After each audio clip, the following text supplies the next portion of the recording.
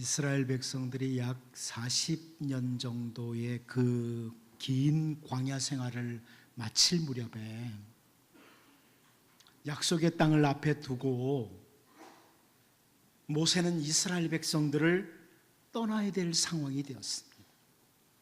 약속의 땅을 앞에 두고 모세가 이스라엘 백성들의 곁을 떠나야 될 상황, 다시 말하면 모세가 죽음을 앞에 둔 상황이죠.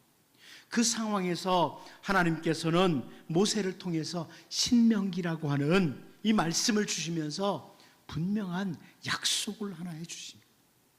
분명한 약속. 모세는 떠나도 나는 너희와 함께한다. 신명기 4장 31절 말씀을 보면요, 내 하나님 여호와는 자비하신 하나님이심이라. 그가 너를 버리지 아니하시며 너를 멸하지 아니하시며 내 조상들에게 맹세하신 언약을 잊지 아니하시리라. 모세가 이스라엘 백성들을 떠날 상황이 되었지만 하나님은 내가 너희를 버리지 않겠다. 특별히 여기 보면 내 하나님 여호와는 자비하신 하나님이라.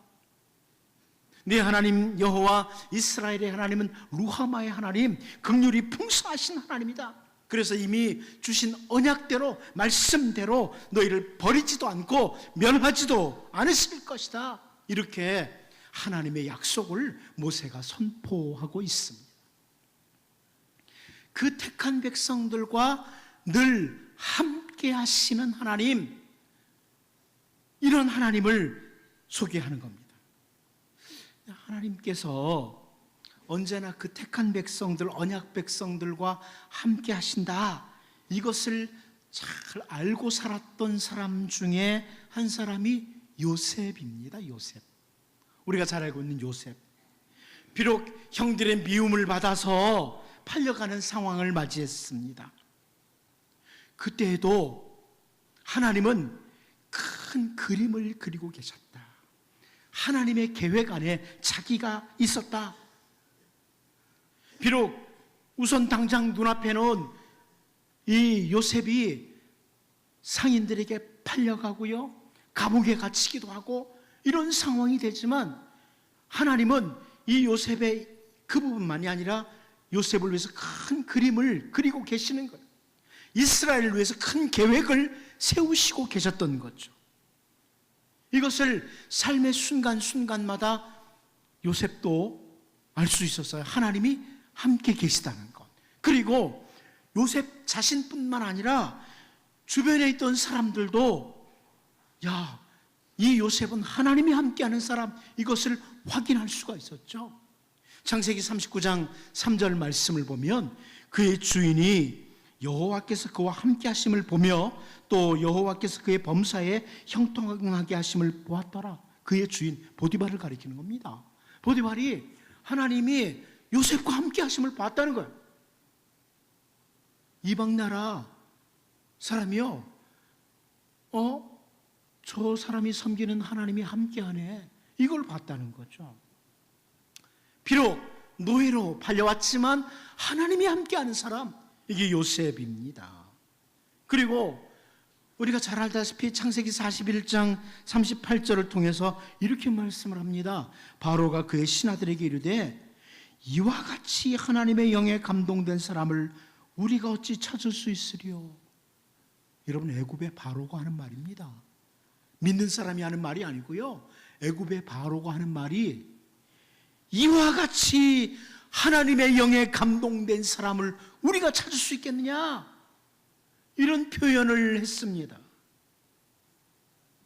그 택한 백성, 언약 백성과 언제나 함께 하시는 하나님. 여러분, 그 함께 하시는 하나님에 대해서 우리가 또 잘 아는 말씀이 있죠. 마태복음 1장 23절이에요. 보라, 처녀가 잉태하여 아들을 낳을 것이요 그 이름을 임마누엘이라 하리라 하셨으니 이를 번역한즉 하나님이 우리와 함께 계시다 함이라. 임마누엘. 우리를 죄에서 구원하시기 위해서 오시는 우리 주 예수 그리스도, 그 예수님의 이름을 임마누엘이라 한다. 예, 하나님이 우리와 함께 계신다, 이런 의미죠. 이렇게 선포합니다. 여러분, 우리는 우리 주 예수 그리스도로 말미암아 하나님의 자녀가 되었습니다. 우리는 하나님의 자녀이고요, 하나님께서 언제나 함께 하시는 하나님의 백성들입니다. 오늘 본문은 전래 동화에 나오는 금도끼, 은도끼, 나무꾼 이런 이야기와는 전혀 다른 내용의 말씀입니다.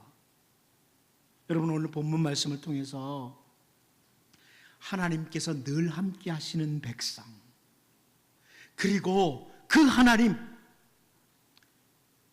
이 하나님의 백성과 하나님, 이 부분을 같이 보면서 우리 자신을 돌아보고, 우리도 하나님이 함께 하시는 백성이니까 우리 자신을 돌아보고 우리가 더욱 함께 하시는 백성답게 살아가는, 그 은혜를 누리고 살아가는 이런 주의 백성들로 설 수 있기를 원합니다.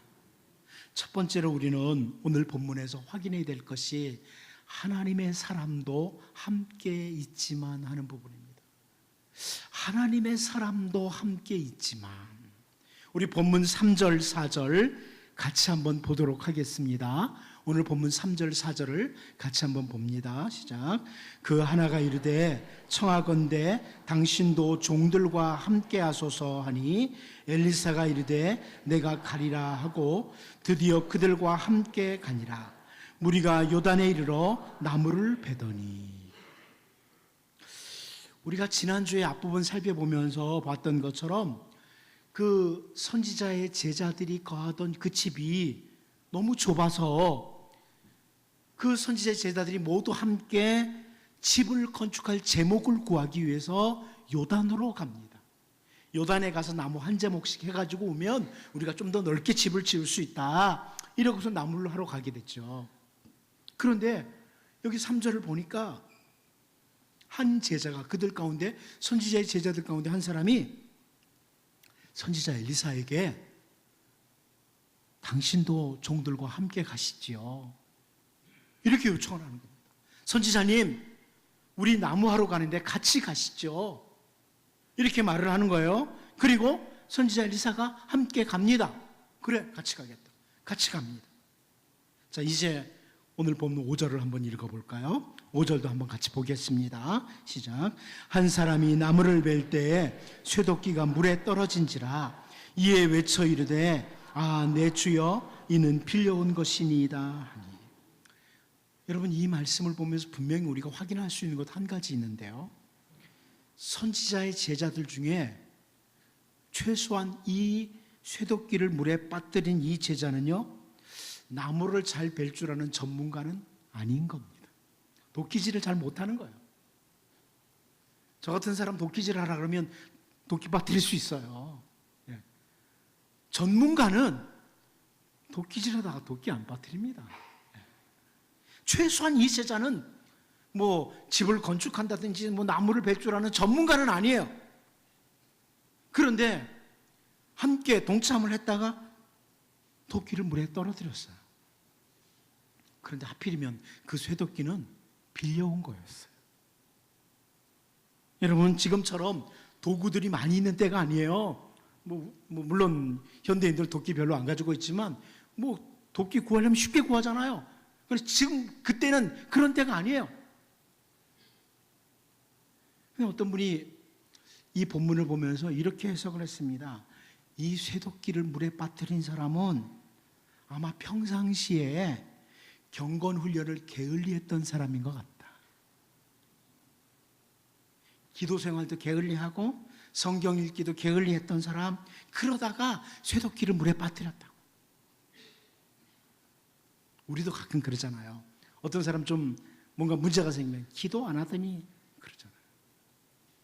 아마 그런 생각을 가지고 본문을 해석한 것 같아요. 그런데 오늘 본문 어디에서도요, 그런 해석을 할 만한 근거가 없어요. 아, 이 쇠도끼를 물에 빠뜨린 사람은 기도 생활 게을리했다, 성경 연구하는데 게을리했다, 이런 부분을 찾아보기가 어려워요. 오히려 여러분, 오늘 본문에서 우리에게 주는 중요한 메시지가 있어요. 중요한 메시지가 있어요. 하나님께서 함께 하시는 백성들에게도 인생을 살다 보면 힘들고 어려운 일, 속상하고 답답한 일이 찾아올 때가 있다는 겁니다. 이걸 보여주는 거예요. 기도하는 백성이라고 할지라도 몸이 아플 수가 있고요. 주님의 말씀을 뜨겁게 사랑하는 사람도 고난이 찾아올 수 있다는 겁니다. 모든 고난이 내가 잘못해서 오는 것만은 아니라는 거예요. 하나님이 언제나 함께하는 사람이라고 해도 고난이 있을 수 있다. 심지어 여러분, 오늘 3절 4절에서 본 게 뭐예요? 하나님의 사람 선지자 엘리사가 함께 갔어요. 지금 엘리사가 그 자리에 함께 있습니다. 그런데도 어려움이 찾아왔어요. 우리는 잘 알잖아, 이 선지자 엘리사가 어떤 사람인지. 그동안 신실하게 하나님의 사역을 했던 사람. 그런데도, 그가 있는데도 어려움이 찾아왔어요. 선지자의 제자들, 하나님이 함께하는 사람들인데 어려움이 왔습니다. 여러분, 광야의 이스라엘 백성들이요, 분명히 하나님께서 약속하신 대로 하나님께서 동행하시는 백성들이에요. 하나님께서 그 광야길을 걸어가는 동안에 우리가 너무나 잘 아는 것처럼 불기둥과 구름기둥으로 인도해 주셨어요. 한 걸음 한 걸음 인도해 주셨어요. 그런데요, 민수기 21장 4절을 보면 백성이 호르산에서 출발하여 홍해길을 따라 에돔 땅을 우회하려 하였다가 길로 말미암아 백성의 마음이 상하니라 그럽니다. 무슨 말씀이에요? 마음이 상하게 하는 험한 길이 그들 앞에 나타났고, 이 이스라엘 백성들, 하나님이 함께하는 백성들이 그 험한 길을 통과해야만 됐던 겁니다. 하나님께서도 함께하시고, 우리가 너무나 잘 아는 하나님의 사람, 뛰어난 지도자 모세가 친히 이끌고 가는 길이었어요. 그런데 백성들의 마음을 상하게 할 만큼 거칠고 힘든 길을 이들이 통과해야만 했습니다. 우리의 죄를 사하시기 위해서 십자가를 지시는 우리 주님이 십자가를 앞에 두시고 사랑하시는 그 제자들에게 권면하고 당부하시는 말씀들이 있죠. 그런데 그 가운데 우리가 익숙하게 알고 있는 말씀 하나 있어요. 요한복음 16장 33절. 이것을 너희에게 이르는 것은 너희로 내 안에서 평안을 누리게 하려 함이라. 세상에서는 너희가 환난을 당하나 담대하라, 내가 세상을 이기었노라. 너무 잘 아는 말씀이죠. 그런데 우리 주님이 여기서 뭐라고 말씀하세요? 이제부터는 너희에게 세상에서 환난과 고통이 없을 것이다, 이렇게 말씀하시나요? 그렇지 않으세요? 비록 세상에서는 너희에게 환난과 고통이 찾아온다고 할지라도 먼저 내 안에서 너희가 평안을, 샬롬을 누리기를 원한다. 내가 비록 척박한 길을 걸어가도 나는 주님 안에 있다. 소망을 가질 수 있는 거죠. 기대할 수 있는 거죠. 그래서 주님 안에서 평안을 누리고, 우리 주님이 세상을 이기셨기에 주님 안에서 담대하게 세상을 이기면서 살아가라는 권면이고 당부입니다. 주님 안에 있는, 주님이 함께하는 백성이라고 해서 단순히 편안한 것만 추구하지 말고 주님 안에서 승리의 길을 추구하라는 거예요. 우리에게 주어진 모든 상황 속에서 비록 험한 길, 마음을 상하게 할 만큼 험한 길이라고 할지라도 승리의 길을 추구하라.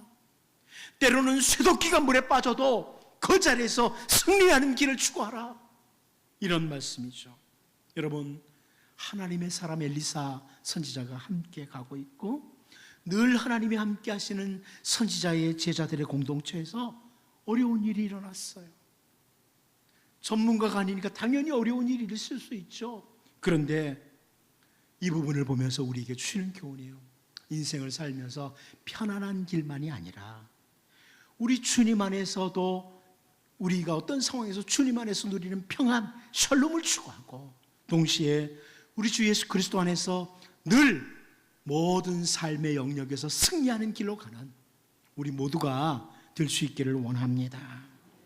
두 번째로 우리는 오늘 본문에서 도끼를 찾는 일을 좀 보기를 원합니다. 도끼를 찾는 일이라, 이 부분에 주목하고 싶습니다. 우리 본문 6절, 7절 말씀을 같이 한번 읽어보겠습니다. 같이 한번 봅니다. 시작. 하나님의 사람이 이르되 어디 빠졌느냐 하매 그곳을 보이는지라. 엘리사가 나뭇가지를 베어 물에 던져 쇠도끼를 떠오르게 하고 이르되 너는 그것을 집으라 하니 그 사람이 손을 내밀어 그것을 집으니라. 여러분, 제가 자주 언급하지만 선지자 엘리사는 태어날 때부터 특별한 능력을 가지고 태어난 것이 아닙니다. 혹은 선지자 엘리사 자체에게 어떤 특별한 능력이 있었던 것도 아닙니다. 선지자 엘리사는 단지 하나님의 능력을 통과시키는, 하나님의 능력이 나타나는 도구에 불과합니다. 하나님께서 선지자 엘리사를 사용하시는 거예요. 물에 빠졌던 쇠도끼가 물 위로 떠오르는 것은 철저하게 하나님의 능력입니다. 하나님이 하신 일이에요. 자, 그런데 우리가 여기서 주목하고 싶은 것은 그날 쇠도끼를 떠오르도록 하셨던 하나님, 그 하나님께 우리가 관심을 좀 주목하고 싶습니다. 그 하나님 어떤 분이시냐? 그날 쇠도끼를 물에 떠오르게 하셨던 그 하나님은 도대체 어떤 분이시냐? 이 부분에 주목하고 싶다는 거예요. 우리가 창세기 1장 1절을 잘 알죠. 태초에 하나님이 천지를 창조하시니라. 여러분, 하나님은 세상을 창조하신 분, 천지를 창조하신 분, 하늘을 만드시고 땅을 만드신 하나님, 도무지 상상할 수 없는 무한한 능력의 하나님을 사실 이 창세기 1장 1절에서 우리는 사실 볼 수 있습니다. 전능하신 그 능력으로 세상을 창조하셨습니다. 여러분, 하나님이 만드신 세상이 얼마나 큰지 상상해 보셨습니까? 한 번쯤 가끔 상상해 보는 것이 필요합니다. 과학자들의 설명에 의하면 이 은하계는요, 은하계 내에는 우리가 이렇게 살고 있는 이 지구가 하고 연결되어 있는 태양계, 이 태양계를 비롯해서 약 1000억 개의 항성, 별로 놀라지 않지만 1000억 개의 항성과 성단과 성간 물질로 이루어져 있다고 합니다. 머릿속이 그려지질 않죠. 워낙 크니까. 그런데 이 은하계와 같은 것들이 어떤 과학자의 말에 의하면 은하계와 같은 것들이 은하수만큼 많다.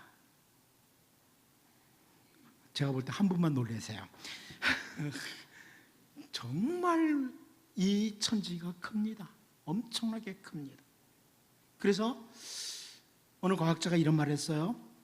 우리가 살고 있는 이 지구 있죠. 대한민국 말고요. 이 지구를 은하계에서 찾으려고 하면 큰 운동장에서 작은 바늘 하나 찾는 것 같다. 큰 운동장에서 작은 바늘 하나 찾는 것 같다. 뭐가요? 지구가. 왜 제가 이런 말씀 드리는가 하면 하나님께서 창조하신 세상이 얼마나 광대한지 가끔 한 번씩 상상해 보자. 자, 우주의 창조는 일단 접어두고요. 호세아 13장 11절을 보면 선지자 호세아를 통해 이런 말씀하세요. 내가 분노함으로 내게 왕을 주고 진노함으로 패하였노라. 무슨 말씀입니까? 한 나라의 왕을 세우기도 하시고 패하기도 하시는 분이 누구요? 하나님이세요. 나라입니다. 우리 하나님은 우리의 입으로 표현하기 어려울 정도로 크신 하나님. 그런데 오늘 본문을 보다 보니까 우리의 가슴을 뛰게 하는 부분이 있죠. 그 크신 하나님께서 한 선지자의 제자가 빠뜨린 쇠도끼, 이거 찾아주시고 계십니다. 이거 찾아주시고 계십니다. 놀랍지 않습니까? 바로 이 모습이 우리와 함께 하시는 하나님의 모습입니다. 저는 사실 이 부분을 묵상하다가 가슴이 뛰었어요. 그 크신 하나님이 그날 물에 빠진 쇠도끼 찾아주시고 계세요. 우리 하나님은 오늘도 세상을 다스리시고 역사를 주관하시는 크신 하나님이신데, 그 하나님은 오늘 우리가 너무 힘들어서 가슴 졸여하고 신음하고 있을 때요, 그 지극히 작은 신음에도 관심을 가지시고 다가오셔서 도와주시는 하나님, 그 하나님이세요. 여러분, 그 크신 하나님이 도끼 찾아주시고 계신다고요. 예수님께서 우리가 잘 아는 것처럼 삭개오에게 관심을 가지셨습니다. 그 삭개오에게 돌무화과 나무에서 내려오라고 하시고 그의 집에 들어가신 일을 우리가 너무나 잘 알고 있죠. 그랬더니 누가복음 19장 7절 말씀을 보면 무사람이 보고 수군거려 이르되 저가 죄인의 집에 유하러 들어갔도다 하더라. 사람들이 삭개오의 집에 예수님 들어가시는 것 보고 수군거립니다. 삭개오는 죄인으로 취급된 자였어요. 그래서 사람들의 관심 바뀌었어요. 사람들의 관심에서 사라진 자였어요. 그런데 누가복음 19장 9절 말씀을 보면 예수께서 이르시되 오늘 구원이 이 집에 이르렀으니 이 사람도 아브라함의 자손이미로다, 이렇게 말씀합니다. 아무도 관심을 주지 않았던 그 삭개오에게 주님이여 이 사람도 주님의 관심의 대상이었습니다. 저는 이 사람도라는 부분을 읽는데 꼭 저를 두고 하시는 것 같아요. 어떻습니까? 여러분, 가끔 세상에 살다 보면 너무 힘들고 사람들은 내게 아무런 관심도 없는 것 같고, 그래서 저 이름도 모르는 어느 들녘에 한쪽 구석에 바람에 이리저리 흔들리는 풀잎과 같은,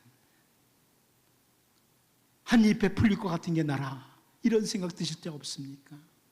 가끔 보면 내가 사람들 관심 밖에 있는 이리저리 흔들리는 사람들 관심도 두지 않는 하나의 풀잎과 같은 이런 존재라는 생각이 들 때가 있어요. 그런데 이 사람도, 이 풀잎 같은 이 사람도 아브라함의 자손이미로다. 주님의 관심의 대상입니다. 오늘 우리가 세상에 살아가는 동안에요, 때로는 건강이 좋지 않습니다. 남들만큼 가진 것도 없습니다. 배운 것도 없습니다. 좋은 위치에 있지도 않습니다. 그런데요, 분명히 기억할 것은 우리는 하나님이 함께 하시는 백성입니다. 하나님께서 함께 하시는 백성들, 우리를 위해서 어찌 보면 크신 하나님의 눈에는 너무나 작은 일, 쇠도끼가 물에 빠진 일, 그런 일인데 하나님께서는 관심을 가지시고 능력으로 은혜를 베풀어 주십니다.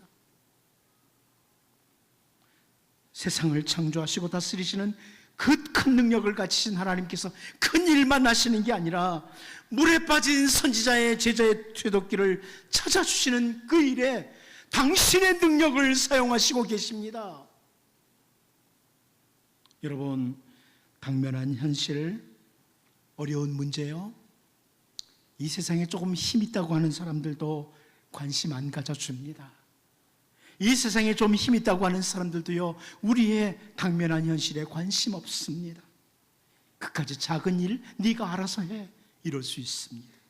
그런데 전능하신 하나님, 세상을 창조하신 하나님이 우리와 함께 하시는 하나님이시고 그 위대하신 능력으로 우리를 도우시는 하나님이십니다. 여러분, 선지자의 한 제자가 빠뜨린 쇠도끼를 찾아주시는 그 하나님, 그걸 기억하시고요, 우리와 함께 하시는 그 하나님의 은혜와 긍휼로 인해서 우리에게 허락되는 능력을 소망하고 또 경험하고 살아갈 수 있기를 바랍니다. 마지막 한 가지 더 보겠습니다.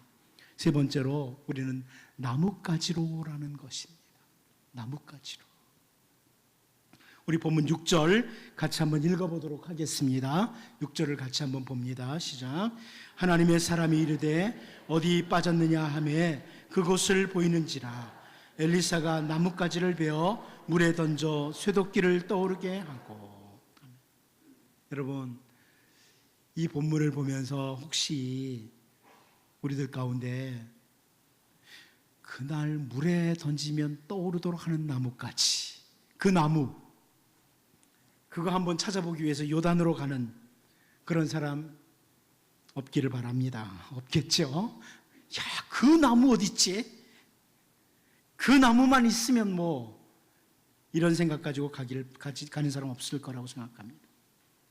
무슨 말입니까? 그날 그냥 평범했던 한 나뭇가지가 하나님의 사람 엘리사 선지자의 손, 아니 하나님의 손에 붙들릴 때 능력이 나타나는 겁니다. 그걸 보여주는 거예요.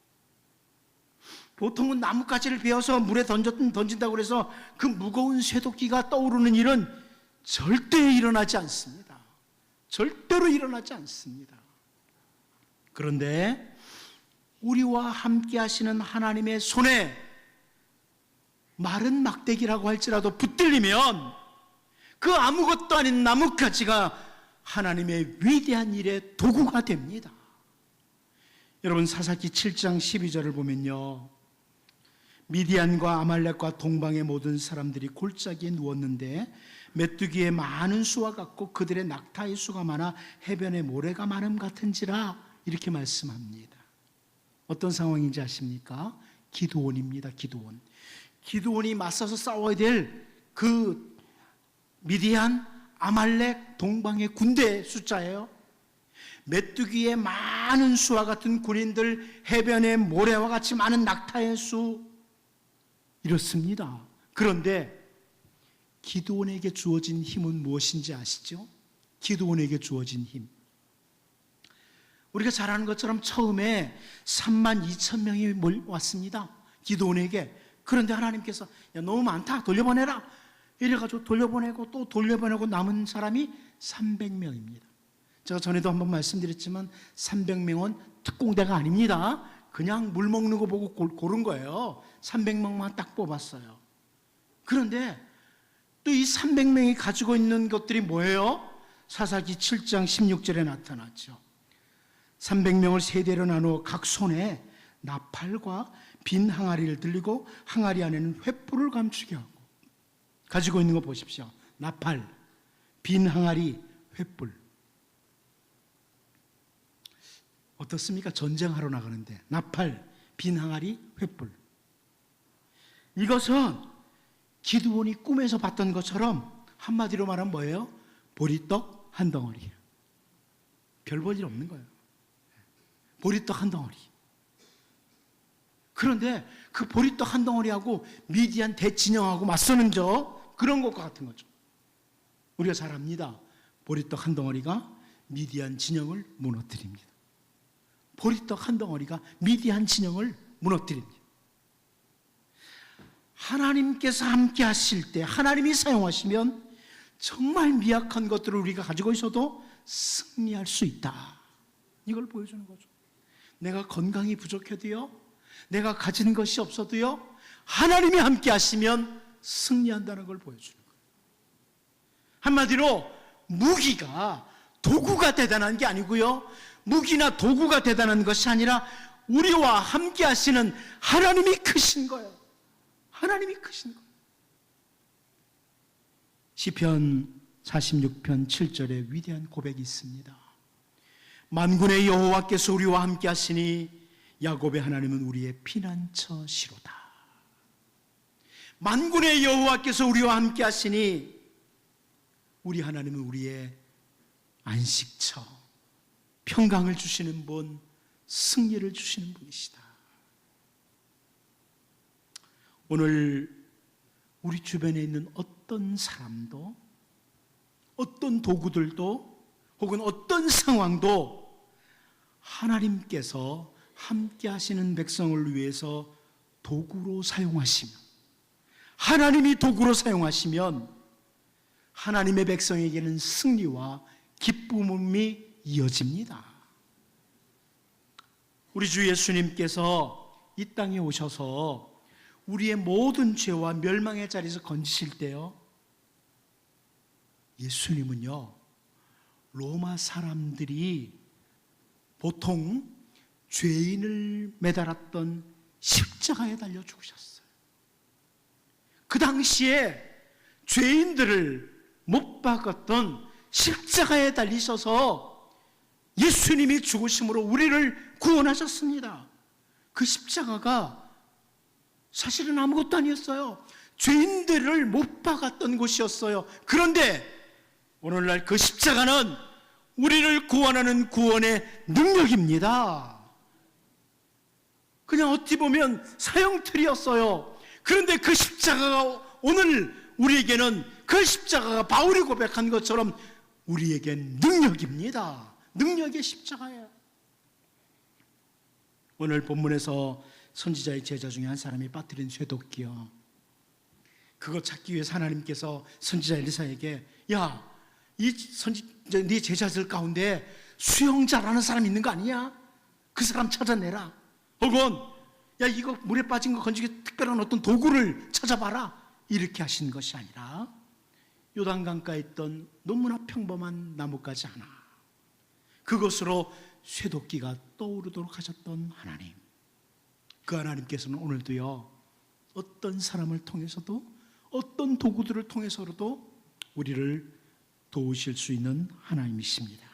우리에게 승리와 기쁨을 주시는 하나님, 이제 그 주님과 늘 한 걸음 한 걸음 동행하면서 주님이 공급하는 승리와 기쁨으로 복되게 살 수 있기를 원합니다. 기도하겠습니다. 하나님 아버지, 하나님이 함께하는 선지자의 제자 공동체에서 어려운 일이 일어났는데, 주님, 이 땅에 사는 동안에 단순히 편안한 길만 추구하는 것이 아니라 주님 안에서 누리는 샬롬을 추구하고 주님 안에서 승리의 길로 걸어가는 그런 주의 백성들로 서게 하여 주옵소서. 세상을 창조하시고 세상을 다스리시는 하나님께서, 그 큰 능력의 하나님께서 선지자의 제자가 빠뜨린 쇠도끼 찾아주시는 것 보면서 오늘도 우리와 함께 하시며 우리에게 은혜를 베푸시며 긍휼을 베푸시며, 때로는 우리가 눈물을 흘릴 때, 아무도 모르게 눈물을 흘릴 때 눈물 닦아주시는 하나님, 우리를 도우시는 하나님 것을 기억하고 주님 손 굳게 잡고 걸어가게 하여 주옵소서. 주님, 평범한 나뭇가지 하나, 그것도 주님의 손에 들릴 때 능력의 도구 되는데, 하나님께서 다양한 도구들을 통해서 우리를 도우시는 것을 확인하게 하시고 매 순간 주님과 동행하며 걸어가는 승리의 백성들 되게 하여 주옵소서. 예수님의 이름으로 기도하옵나이다. 아멘.